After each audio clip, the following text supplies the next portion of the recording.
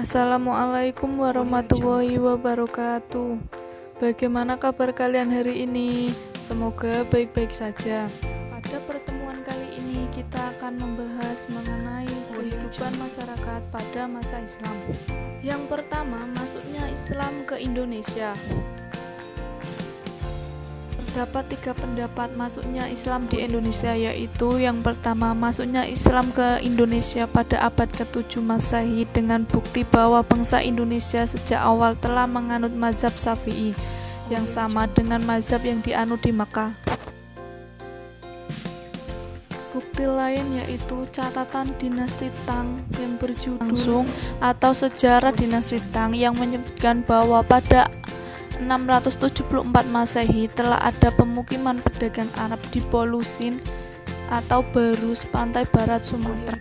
Yang kedua yaitu dikemukakan oleh Husain Jajaningrat mengatakan Islam yang masuk ke Indonesia berasal dari Persia didasarkan pada kesamaan budaya dan tradisi yang berkembang antara Indonesia dan Persia, yaitu perayaan 10 Muharram atau Asyura seperti yang berkembang dalam tradisi Tabot di Periaman, Sumatera Barat dan Bengkulu. Yang ketiga berasal dari Gujarat pada abad ke-13 Masehi berdasarkan batu nisan Sultan Malik Al-Saleh yang berangka 698 atau 1297 Masehi dan catatan Marco Polo pedagang Venesia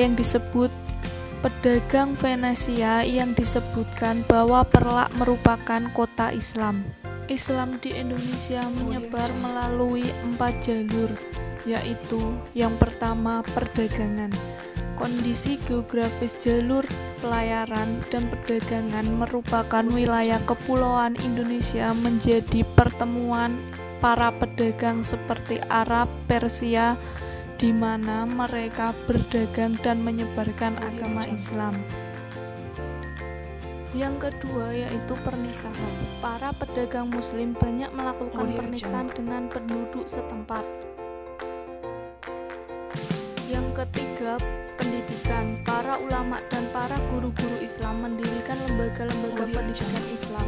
Lembaga pendidikan yang dikenal pada masa itu surau, daya pesantren. Disinilah para ulama mendidik para santri tentang agama Islam.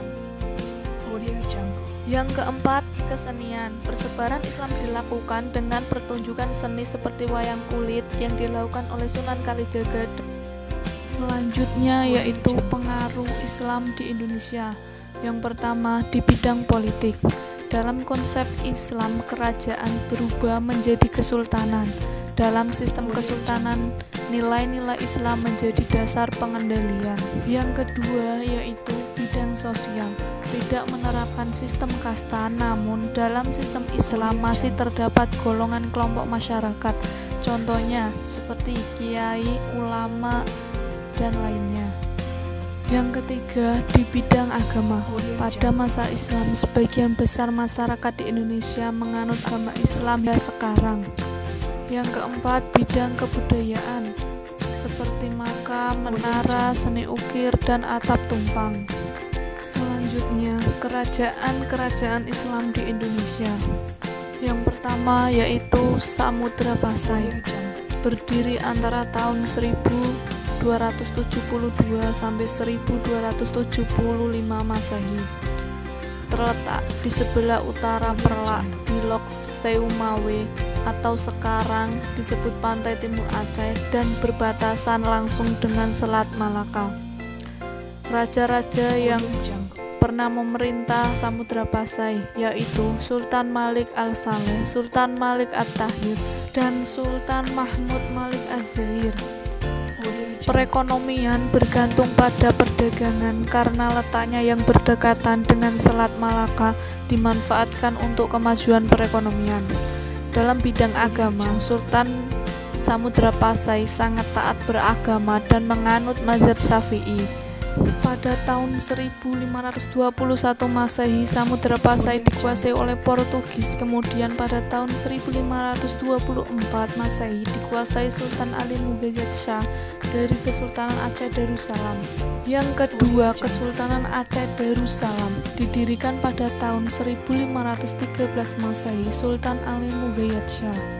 Sejak Malaka dikuasai Portugis, para pedagang Muslim menghindari Selat Malaka, beralih menyusuri pesisir barat Sumatera ke selatan Sunda, lalu ke timur Indonesia atau langsung ke Cina. Hal tersebut mendorong perekonomian Aceh berkembang pesat, mencapai puncak kejayaan pada masa pemerintahan Sultan Iskandar Muda yang memerintah pada tahun 1607 sampai 1636. Berhasil menguasai daerah-daerah pesisir timur dan barat Sumatera serta pesisir barat Semenanjung Malaya. Sultan Iskandar Muda digantikan oleh Sultan Iskandar Tai yang memerintah pada tahun 1636 sampai 1641 Masehi.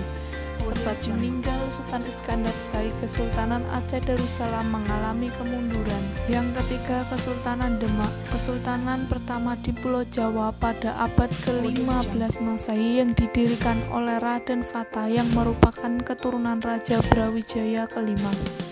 Kehidupan masyarakat Demak bersumber pada pertanian, perdagangan, dan perlayaran. Kesultanan Demak mencapai kejayaan pada masa pemerintahan Sultan Trenggana karena pada masa pemerintahannya kekuasaan Demak meliputi sebagian besar dari Jawa Barat, Jayakarta, Jawa Tengah, dan sebagian Jawa Timur. Kesultanan Demak mengalami kemunduran setelah wafatnya Sultan Trenggana, terjadi akibat konflik keluarga yang merebutkan tahta Demak. Konflik berakhirnya setelah Jaka Tingkir, menantu Sultan Trenggana, meredam pemberontakan Arya Panangsang yang menginginkan tahta Demak. Jaka Tingkir memindah pusat pemerintahan Demak ke daerah Pajang.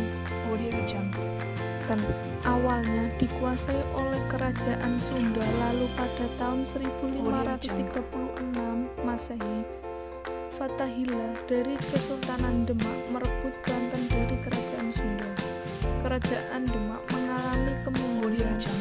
Banten akhirnya melepaskan diri dari pengaruh kekuasaan Demak.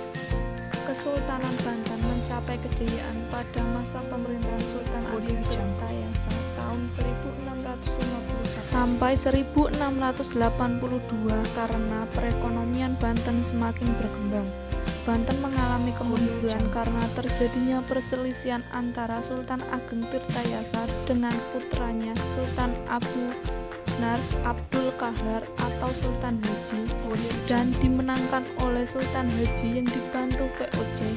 Setelah itu, Kesultanan Banten di bawah pemerintahan VOC. Yang kelima, Kesultanan Makassar. Terletak di Sulawesi Selatan, Kesultanan Makassar berasal dari Kerajaan Goa dan Kerajaan Talo yang kemudian bersatu menjadi satu Kesultanan Makassar yang dipimpin oleh Raja Goa dan Raja Talo menjadi Mangkubumi. Kesultanan Makassar mencapai puncak kejayaan pada masa pemerintahan Sultan Hasanuddin pada tahun 1653 sampai 1669 yang berhasil membangun Makassar menjadi penguasa jalur dagang di wilayah Indonesia bagian timur. Terjadinya perang pada tahun 1670 antara Kesultanan Makassar dan Kerajaan Bone yang mendapat dukungan dari VOC Belanda.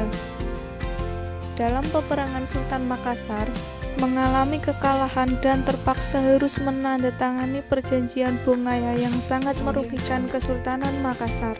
Yang keenam, Kesultanan Mataram didirikan oleh Sutawijaya pada 875 Masehi. Digantikan oleh putranya yang bernama Mas Jolang, memerintah pada tahun 1601 sampai 1613 Masehi. Mas Jolang digantikan oleh putranya Mas Rangsa atau Sultan Agung.